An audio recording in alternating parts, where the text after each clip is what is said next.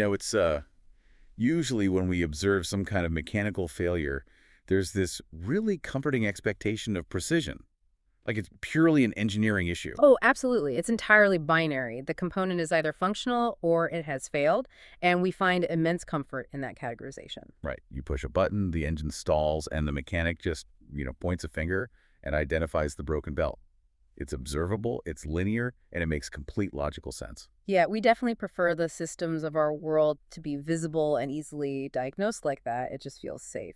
But I mean, the moment you step out of a machine shop and into the landscape of human achievement, that comforting precision just completely evaporates. It really does. It vanishes entirely. Yeah, and when we look at how individuals navigate fulfillment or success or just internal peace, we are confronted with a behavioral landscape that totally defies straightforward logic. Yeah. In fact, it often looks like outright rebellion against our own best interests.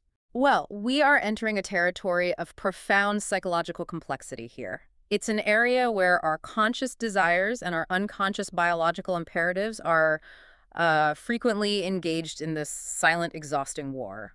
I really want to paint a picture of this conflict because I suspect this specific scenario is going to resonate with a vast constellation of people listening right now. Go for it. Lay out the scenario. Okay, so picture this reality. You work relentlessly. You do absolutely everything society has deemed correct. You follow all the rules. Exactly. You sacrifice your evenings. You suppress your immediate desires. You endure immense stress, all for the sake of this distant goal. And then after a vast passage of eras, it finally happens.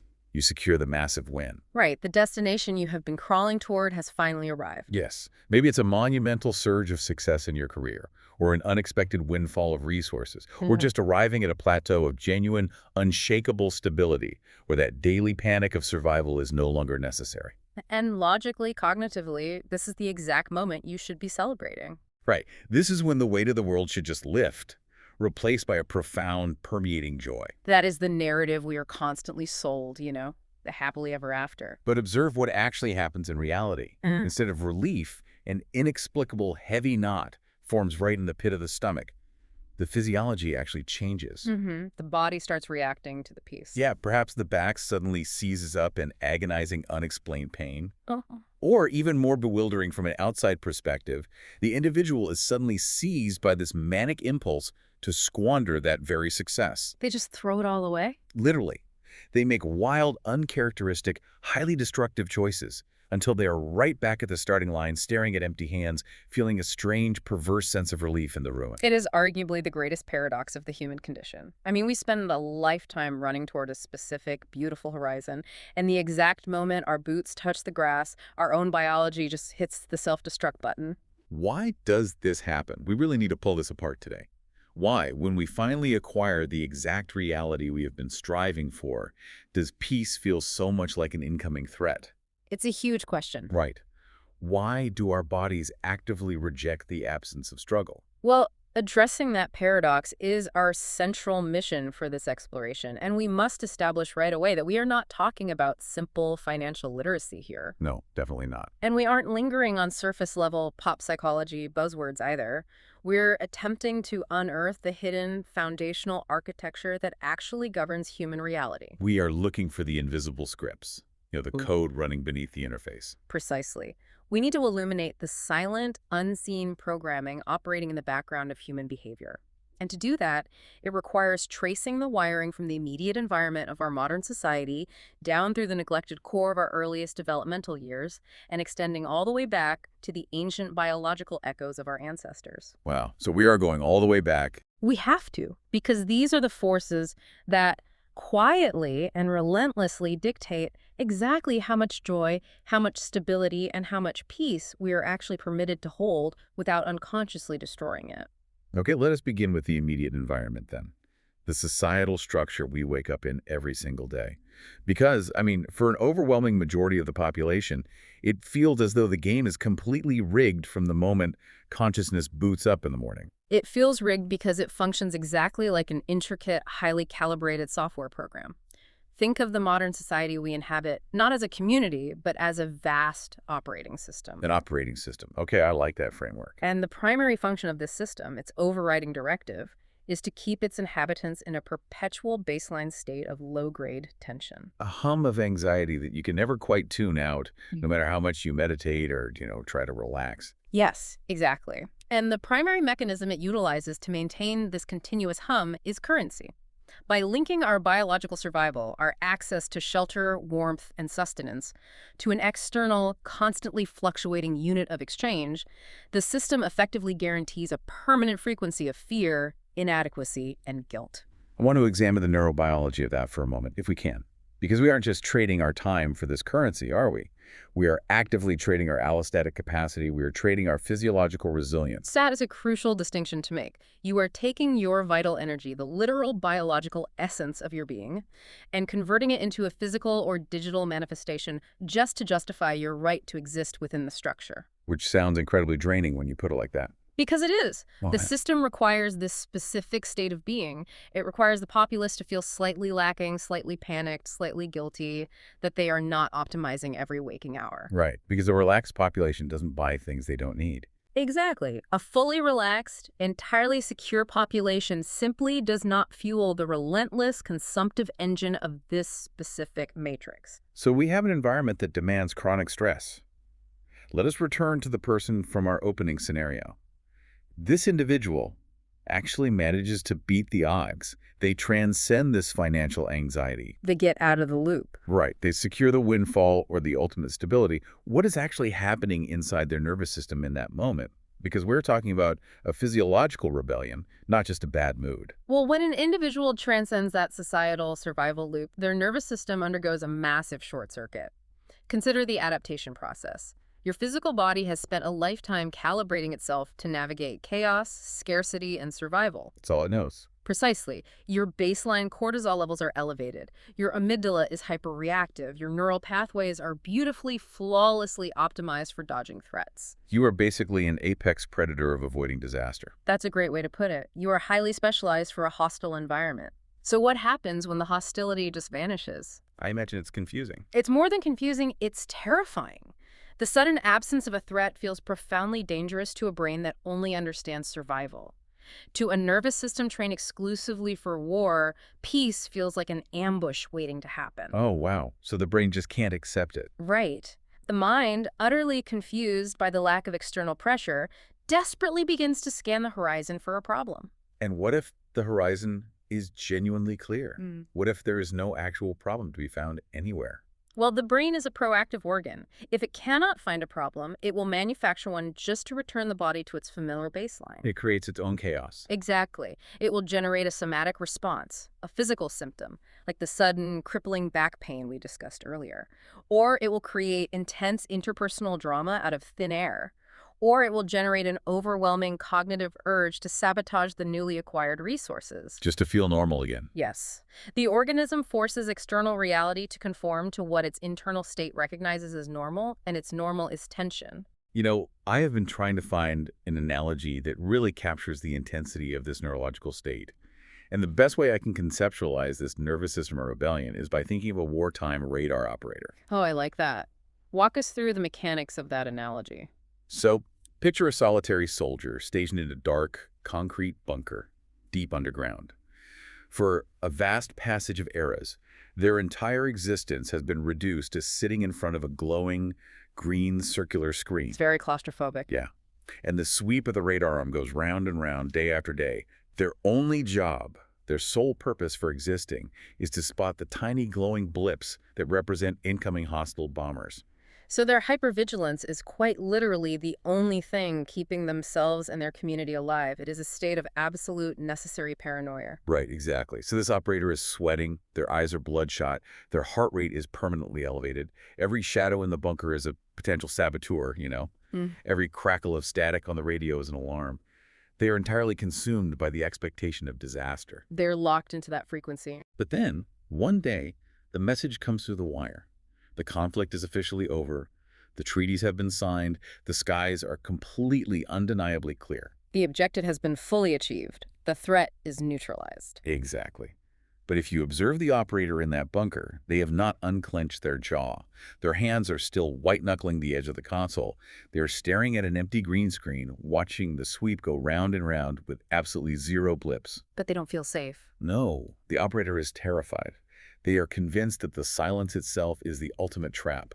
Their mind races, thinking, the enemy hasn't gone away. They have simply invented a sophisticated cloaking device. That's fascinating. They cannot accept the clear sky because their entire identity, their entire neurological framework is built around the incoming attack. That is a phenomenal illustration of somatic memory and neural habituation. The logical conscious mind reads the treaty and understands the war is over.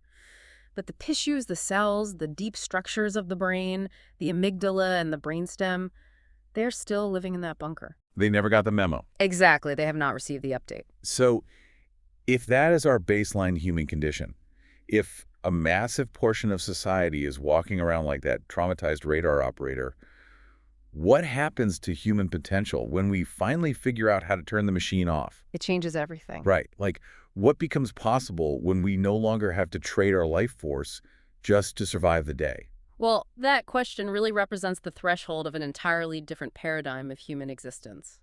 Breaking the survival loop and physically, somatically convincing the nervous system that it is genuinely safe to lower the defenses is the fundamental first step to accessing higher states of cognitive and creative consciousness. When you say higher states, I want to keep us grounded in the actual mechanics. What does that actually look like in practice? Think of it as a massive reallocation of resources. When your cognitive energy is no longer entirely consumed by maintaining the perimeter, when your brain isn't constantly running these heavy background programs to stand for social or financial or physical threats, a vast reservoir of processing power becomes available. Like closing a bunch of tabs on your computer. Exactly like that. That freed up energy is redirected toward innovation, toward genuine empathy, toward complex problem solving. You transition from merely surviving your environment to actively shaping it. But, and this is key, you cannot access that processing power until you dismantle the internal alarm system. And that realization brings us to a critical juncture. Because if our present nervous system is rigged against our own happiness, if our biology fundamentally rejects peace because of chronic conditioning, we cannot just treat the symptoms. We have to trace the wiring back to where the baseline was first established. We do. We have to shift our focus from the external matrix of society to the internal architecture of the individual. We must look at the youngest, most vulnerable blueprint of ourselves. Let us build the bridge to that concept. Because we have established the external system, the societal pressure cooker. But the premise here is that the true control room is not located in the economy or the workplace. It is located deep inside our own developmental history. That's right. Within every single adult functioning in the world today exists a foundational core. Psychological frameworks often refer to this as the inner child, but for our purposes, let us conceptualize it as the inner architect. The inner architect. So this core is not just some, metaphor for past feelings. It actively dictates the outer boundaries of what we are capable of experiencing as reality. This is where we need to be incredibly precise. Are we saying the limits of our life, our career trajectory, our relationships, our financial stability are not fundamentally determined by our education, our resumes, or our conscious effort? Well, conscious effort is the vehicle, absolutely. But the inner architect dictates the map and the speed limit. When this profoundly sensitive, highly creative, foundational part of us is ignored, suppressed, or continually sacrificed for the sake of societal approval, when we abandon it to appear professional, to maintain polite relationships, or to conform to rigid expectations, our external reality begins to mirror that internal neglect. It projects outward. Yes. The external life becomes rigid, colorless, deeply frustrating, and highly prone to sudden collapses. I really want to ground this in a highly specific, fascinating behavioral observation that perfectly illustrates this mechanism. When you first hear this, it sounds completely irrational, almost bizarre, until you understand the cognitive mechanics behind it. Please outline the scenario for us. Yeah, so this involves an individual who achieves a massive, unprecedented level of success and stability. But this breakthrough only occurs after they engage in a seemingly absurd act. What'd they do? This person goes to immense logistical lengths, traveling across vast international borders and oceans. Yeah. And what are they transporting with such care? A massive, incredibly fragile, highly detailed wooden toy house. A toy house. So they are not transporting a practical item, not a piece of technology, not an investment asset. No, not at all. A massive, cumbersome toy.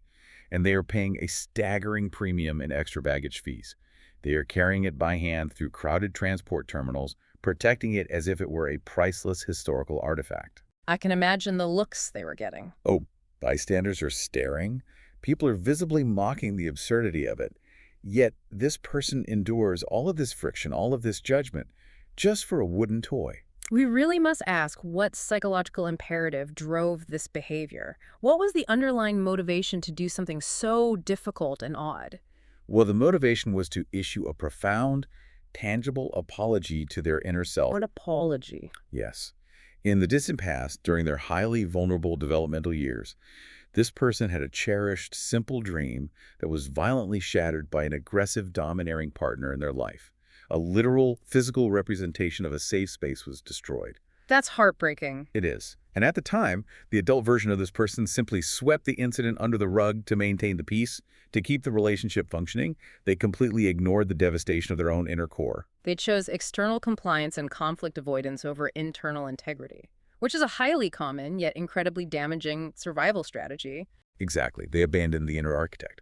So years later, the act of transporting this massive wooden house across continents was not about the wood or the paint. It was a monumental, undeniable physical demonstration. A symbolic gesture made real. Right. It was a way of saying to that internal core, I see what was broken, I acknowledge the betrayal, and I am now prioritizing your joy, your safety, and your validation over the opinions of every single person in this airport. You matter more than my dignity. This is where we really have to dissect the actual psychological mechanics of what is occurring, because acts like this are frequently dismissed as mere therapeutic exercises or, sentimental closure. People think it's just a feel-good exercise. Exactly. But nurturing this inner core in such a radical way is the literal key to altering perceived and physical reality. Now, this is the exact point where a skeptical listener, and honestly, my own logical brain, starts flashing warning signs. I expect nothing less. Lay out the skepticism. When we talk about altering reality, it starts to sound like magical thinking, right? How does prioritizing an internal emotional state actually translate to tangible material success in the real world? Is there not a severe risk of becoming completely disconnected from reality? Of just sitting in a room, comforting your inner child, and totally ignoring the very real demands of life? It is a vital, necessary pushback. I'm glad you brought it up. But the skepticism stems from a fundamental error in how we perceive the brain's interaction with the environment. What's the error? The error is assuming that the internal landscape and the external reality are separate, isolated systems. They are not. They are intimately linked through cognitive filtering. Okay, let's break down that filtering process. How does that work? Consider the reticular activating system. It's a bundle of nerves at our brainstem that filters out the vast, overwhelming constellation of sensory data we encounter every single second. Because we go crazy if we processed everything. Exactly. It only lets information through to our conscious mind that aligns with our core beliefs and priorities. So, if your internal landscape is characterized by a neglected, screaming inner architect who fundamentally believes they are unworthy, unsafe, and meant to be sidelined, well, your brain will literally filter out opportunities for success. It won't even let you see them. Right. It will highlight threats instead. It will draw your attention to bad investments, toxic partners, and hostile environments because that matches your internal baseline. It seeks confirmation. So the external world acts as a direct, uncompromising mirror. Not because of mysticism, but because of pure confirmation bias and neurological filtering. Precisely. You cannot change the reflection in a mirror by aggressively scrubbing the glass. You must change the object casting the reflection. That is a fantastic way to phrase it. When the individual prioritized the wooden toy house, they were rewriting their core belief system. They proved to themselves that they were worthy of immense effort and protection. Once that belief changed, their reticular activating system recalibrated. The filter changed. Yes. Suddenly, they started noticing pathways, opportunities, and connections that had always been there, but were previously filtered out as completely irrelevant. By acting as if the inner self matters, the brain starts noticing the resources necessary to build a better reality. Exactly. And people who master this integration often adopt really rigorous routines. They might wake up in the quietest hours long before the dawn, dedicating time solely to this internal dialogue. Before the world gets loud. Right. Before checking the news, before engaging with the demands of the matrix, they tend to the inner architect. They establish their internal state of worthiness before the external world can dictate a state of deficit. They set the frequency of the filter. Yes. And when that inner architect is at peace, the relentless, exhausting desperation to force outcomes completely dissipates. You stop trying to manipulate the external mirror. That sounds incredibly freeing. It is. The friction of self-sabotage fades. And from that place of internal congruence, you can navigate toward material success without constantly tripping over your own unconscious defense mechanisms. So, logically, if we manage to soothe the nervous system's addiction to stress, and we manage to appease, protect, and integrate this inner architect, we should be entirely clear, right? Smooth sailing toward whatever horizon we choose. In theory, yes, the path should be clear. But human biology is incredibly dense. There's a catch. There's a massive catch. In practice, the exact moment we resolve our immediate, individual, internal conflicts, we run headfirst into a much older, much heavier barrier. We discover that we are not just carrying our own personal history. We are carrying the burdens of the past, the generational echoes. Let us transition into this phenomena, because this is where the invisible chains really start to reveal their profound strength. Yes, even if your inner self is joyous and your nervous system has been perfectly retrained for calm, you are still carrying the cellular epigenetic memory of your lineage. And we are talking about real science here, not just philosophy. This is not poetry, this is biological reality. For a vast passage of eras across an endless tide of time, the overwhelming majority of human existence was defined by brute survival. Suffering was not merely an unfortunate circumstance, it was the baseline reality. And because it was the baseline, it became intertwined with identity and morality. Suffering was viewed as a noble necessity, a badge of honor. It was heavily equated with righteousness. A life without immense struggle, without back-breaking labor and constant agonizing sacrifice was considered deeply suspicious. Like you were cheating the system somehow. Exactly. To be prosperous, to experience ease, was often viewed by the tribe as being somehow wicked, corrupt, or detached from the righteous path of the community. I want to tie this historical context directly back to the physical and behavioral manifestations we discussed at the very beginning, because we see this play out in real time. It is not just a philosophical concept, it is observable behavior. Give us an example of how it manifests today. It is the sudden, crippling physical illness that strikes the week after a major promotion. Or consider the phenomenon of the sudden windfall. Ah, yes. The well-documented lottery effect. Exactly. An individual gains a staggering, life-altering fortune completely out of the blue. All external problems are seemingly solved overnight. And what is the statistical reality of what happens next? It's usually disastrous. The overwhelming majority burn through the resources almost instantly. They make terrible, nonsensical investments that defy basic logic. They hand the resources over to known toxic actors. They engage in reckless behavior until the fortune is entirely gone, leaving them with nothing but regret and a return to their previous state of struggle. It's a tragic cycle. It really is. But why does this happen? It's clearly not a sudden drop in intelligence. No, it has nothing to do with intelligence. It is the manifestation of what we might call the Teflon reality. Teflon reality.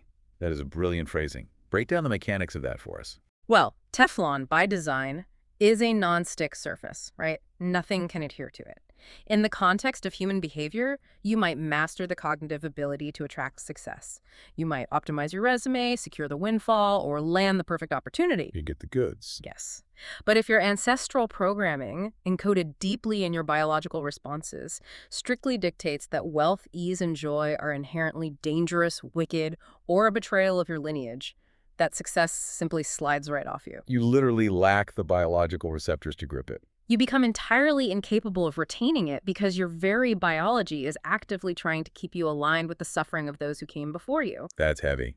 To be wealthy when your ancestors starved, to be joyous when they endured unimaginable historical hardships, feels to the deeply unconscious mind like a profound, unforgivable betrayal of your own bloodline.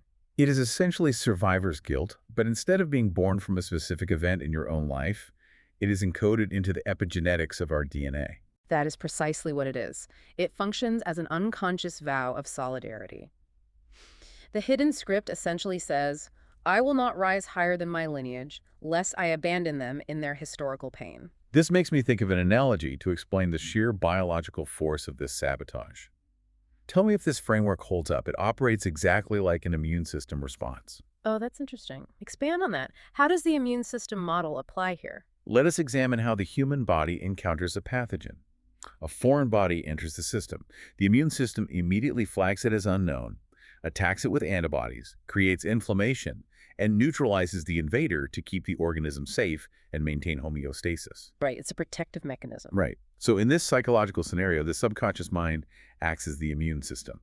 And the pathogen, the foreign invader, is actually abundance. It is wealth, it is joy, it is genuine peace. Because abundance simply does not match the historical DNA signature of the lineage. It is completely unrecognized by the system. Right. The subconscious mind scans this new, beautiful, peaceful reality, and the alarm bells just start ringing. It says, wait a minute, this does not look like our history. This does not look like the struggle and pain that kept our ancestors alert and alive. This environment is foreign. Therefore, it is a threat. It misinterprets the data entirely. Exactly. So the subconscious actively launches an autoimmune attack on the individual's life. It initiates the terrible financial investments, the impulsive spending, the sudden vicious arguments that ruin a perfectly good relationship. It orchestrates a downfall. Yes, it utilizes all these destructive behaviors to neutralize the threat of success and forcefully return the organism to its familiar, painful, but historically proven baseline of safety. That is an exceptionally accurate way to conceptualize the mechanism. Because you see, the self-sabotage is not a flaw in your character. It is not a lack of willpower. It's not a moral failing. Not at all. It is your internal ancestral immune system working perfectly, executing an outdated historical set of survival instructions. It is aggressively saving you from the perceived danger of prosperity. It is incredibly tragic when you view it through that lens. We are literally fighting our own protective biology in order to be happy. Which is exactly why raw willpower is rarely enough, and why deep conscious awareness is the only effective antidote. You have to consciously, repeatedly recognize the programming in order to rewrite the code. You have to talk to your own system. You do. You have to actively communicate with the nervous system using cognitive framing to tell the psychological immune system, this abundance is not a pathogen. It is not a threat. It is nourishment. We are allowed to integrate this. But, the challenge does not end with our own bloodline, does it? Even if we manage to clear the ancestral trauma, even if we rewrite the epigenetic code, we step out of our front door and we hit another massive invisible wall. We do indeed. There's a broader ceiling placed upon us by the surrounding culture. Yes. We move from the biological inheritance of the individual to the undeniable, pervasive force of collective conditioning. Let us really examine this collective pressure. Because the collective consciousness of any given society dictates incredibly harsh, rigid rules. Unspoken rules, mostly. Right. These rules are rarely codified in law, and they're rarely spoken out loud in polite company, but they are enforced with ruthless, systematic efficiency. This is particularly true concerning who is allowed to hold power, property, or visible joy. Well, human societies are fundamentally tribal, and tribal mechanics prioritize cohesion and uniformity over individual exceptionalism. The nail that sticks out gets hammered down. Exactly. There is a deeply ingrained historical bias that views a highly independent, prosperous individual as a fundamental threat to the established order and hierarchy. And this is exponentially more intense for individuals who defy traditional roles, historical demographics, or societal expectations. I want to ground this concept in another illustrative scenario, derived from the patterns we see constantly in behavioral studies.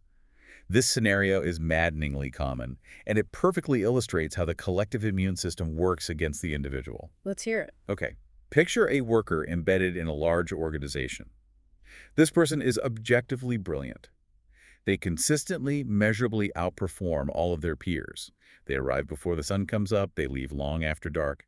They voluntarily take on complex responsibilities that are light years beyond their actual job description. They basically embody the very definition of the meritocratic ideal that society claims to reward. Exactly. If the system functioned according to its stated logical rules, this individual would be immensely rewarded. They would be fast-tracked. But what is the frequent observable reality? They hit a wall. A massive wall. They were systematically, continuously denied their rightful compensation and recognition. Meanwhile, colleagues who are demonstrably less competent, who possess a fraction of the drive, but who conform perfectly to the social hierarchy, they're handed the bonuses, the promotions, and the power. And how does the overperforming worker typically react to this profound cognitive dissonance? Well, for a long time, they internalize the failure. They succumb to the belief that they simply haven't proven themselves enough, so they work even harder, burning themselves out. Which is exactly what the system wants. Right. But eventually, the sheer undeniable injustice of the dynamic causes a psychological fracture. It inevitably leads to an explosive conflict, a deeply burned bridge, and a dramatic, highly visible exit from the environment. They walk away with nothing but profound resentment. This sequence of events is a textbook manifestation of collective suppression. And it is crucial for anyone listening who has experienced this to understand that this is not merely a streak of bad luck. Yeah. It is not just a string of incompetent managers. When you are in the middle of it, it feels like a literal curse. You feel like the universe is specifically targeting you. It behaves with the relentless nature of a curse, but it is actually a predictable manifestation of collective conditioning. The societal script, operating beneath the surface, whispers a very specific protective lie. And what is that lie? That a prosperous, highly independent, rapidly ascending person, especially one who bypasses the traditional gatekeepers, must have achieved their status through deceit, manipulation, or compromised morals. The collective just assumes that extraordinary deviation from the norm implies danger. Society, at its core, struggles to tolerate the idea of pure, unbridled excellence that is not tethered to and controlled by the traditional hierarchy. It makes the rest of the tribe feel painfully inadequate. Precisely. The collective unconscious believes that if you are rising too fast without asking permission, you must be a villain. And until an individual actively unearths this hidden programming, recognizes it for what it is, and consciously disbelieves it, their reality will continuously construct scenarios to fulfill that collective script. It forces the narrative to come true. Yes. The system will suppress them, deny their value, and antagonize them until they are pushed to the breaking point, thus fulfilling the prophecy of becoming the difficult, explosive, unmanageable person who is forced to leave. It is a self-fulfilling prophecy entirely engineered by the surrounding environment to protect its own mediocrity. That is terrifying. It is. And this collective suppression extends far beyond just career compensation and work case dynamics, doesn't it? Yeah. It profoundly affects our ability to physically anchor ourselves in the world. Absolutely. The collective conditioning targets visibility in all its forms. Consider the universal pursuit of acquiring physical property. Buying a home, putting down roots, establishing a visible footprint. The dream. For many individuals, achieving the seemingly normal celebrated milestone triggers intense, irrational panic and immediate self-sabotaging behavior. Why would that be? Why would owning a piece of the earth, which represents safety and security, trigger a threat response? Because it echoes the traumatic realities of ancient eras. In the distant past, across a multitude of cultures, for certain groups of people, accumulating visible wealth, owning land, or having a permanent identifiable structure was not a sign of success. What was it? It was a glaring beacon that invited societal exile, organized persecution, or extreme physical violence. If you stood out, if you held tangible property, you became an immediate target for the mob, the ruling class, or invading forces. So on a deep cellular level, the act of buying a house subconsciously signals to the nervous system, I have stepped out of the shadows. I am now a visible target. Yes. The collective historical memory insists that visibility equals vulnerability. Survival often depended on remaining unseen, transient, and appearing to possess nothing of value. This mechanism makes me wonder about the impact of geographical locations on our psychology. We often colloquially talk about the vibes or the unique energy of a specific city, but could collective frequencies operate on a tangible, measurable geographical level, deeply influencing the behavior of the people who live there? It is entirely logical, drawing upon sociological and historical frameworks to extrapolate that they do. Consider regions, cities, or entire nations with a dense, concentrated history of catastrophic upheavals, violent revolutions, or brutal regime changes. Places with heavy histories. Exactly. The collective memory of those events becomes saturated into the cultural fabric, the architecture, and the behavioral norms of those places. In such environments, the mere concept of displaying visible wealth or unbridled joy remains incredibly dangerous in the collective unconscious. The sociological scarcity reflex is baked right into the environment. So in certain cities or cultures, the invisible ceiling dictating what is permissible is set much, much lower. Precisely. The populace is historically conditioned to hide their joy, to constantly downplay their successes, and to conceal their resources simply as a mechanism to survive the environment. A localized survival strategy. Yes, and if an individual attempts to live a vibrantly abundant, highly visible life in a geographic frequency calibrated for survival, suffering, and concealment, the societal friction will be immense. Yeah. You will feel as though the very air is resisting your ascent. The community will actively try to pull you back down to the baseline. Okay, let us take stock of the terrifying obstacle course we have just mapped out. It is formidable. We have the traumatized inner architect desperately wanting to be seen but expecting betrayal. Mhm. We have the heavy ancestral burdens demanding we suffer out of biological loyalty. And we have the collective conditioning threatening us with social exile if we dare to thrive and become visible. It is a profoundly complex matrix of resistance. Which brings us to the culmination of all these forces, the breaking point, Mhm. the concept of the upper limit. The upper limit. Yes, this represents the absolute maximum threshold of positive affect, happiness, success, intimacy, and stability that an individual can tolerate before their internal systems trigger an automated sequence of self-sabotage to bring them back down to their accustomed baseline. It is the invisible glass ceiling we unconsciously construct over our own heads, built from the combined materials of the inner child, the ancestors, and the collective society. Correct. It is the summation of all your internalized constraints. Let me provide a clear, terrifyingly subtle example of how the upper limit manifests when it is triggered, because it rarely looks like intentional self-destruction. It's usually very sneaky. Incredibly sneaky. Imagine a person who finally, after years of effort, earns their ideal life. They secure the perfect living situation, a beautiful, safe, sunlit space. They cultivate an incredible circle of supportive, intellectually stimulating friends. Everything is harmonized. They have successfully reached the apex of their conscious desires. The external environment is optimal. Yes, but in doing so, they have breached their upper limit. The altitude of this new life is too high for their internal programming to process as safe. So what happens? They do not intentionally burn the house down. They do not abruptly sever the friendships. That would be too obvious. Right. Instead, they inexplicably begin complaining about trivialities. They fixate on a minor, inconsequential flaw in the beautiful house.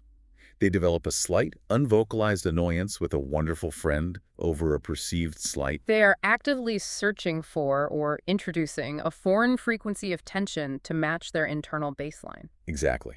And this seemingly harmless habit of complaining slowly descends into casual gossip.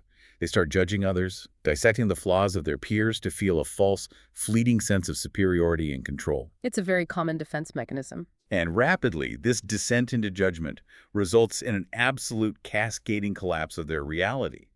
They end up losing the beautiful home due to a series of manufactured crises. They alienate those incredible friendships through their toxicity.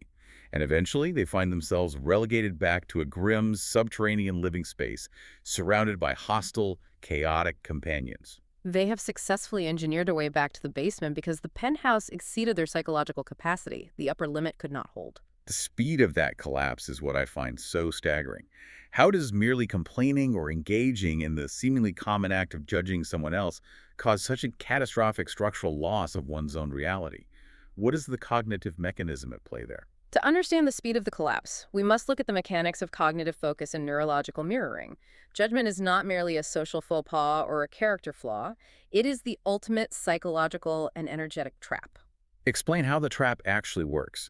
How does judgment dismantle our own success? Well, when you actively mock someone else's wealth, when you eagerly consume gossip about a public figure's tragic downfall, or when you complain out of a misguided desire to appear cool, detached, or intellectually superior, you are actively manipulating your own cognitive framework. You're training your brain. You are instructing your brain to associate those states, wealth, success, visibility, with negative outcomes, shame, and ridicule.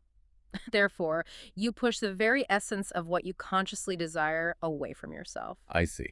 So by mocking the wealthy person, I am cementing a neural pathway that tells my subconscious wealth is something to be mocked and despised. Wealth makes you a target of ridicule. Exactly. The human brain operates on a ruthless desire for cognitive consistency. It actively avoids cognitive dissonance. You cannot attract or maintain what you deeply resent or mock. That makes perfect sense. If you view a successful, loving relationship with cynical disdain, claiming it is fake or temporary, you make yourself psychologically impenetrable to forming a successful relationship yourself.